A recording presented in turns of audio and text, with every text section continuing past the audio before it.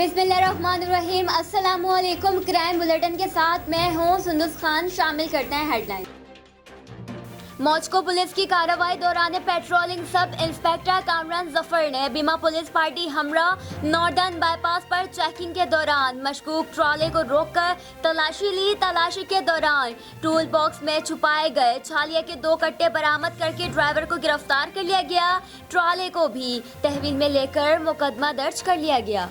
कराची में कम उम्र बच्चों के अगवा की वारदातों में इजाफा। सोहराबगढ़ से मुबैना तौर पर 3 साल बच्ची को अगवा कर लिया गया।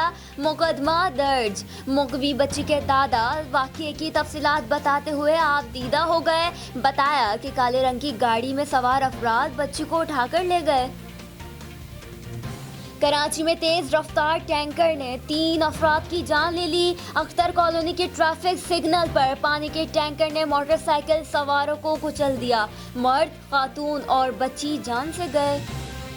डिफेंस में डॉक्टर महा की हलाकत का मुअम्मा ताहल हल न हो सका।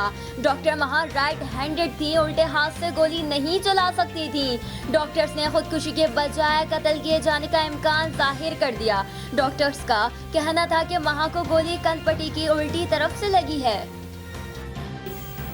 फिलहाल इतना ही।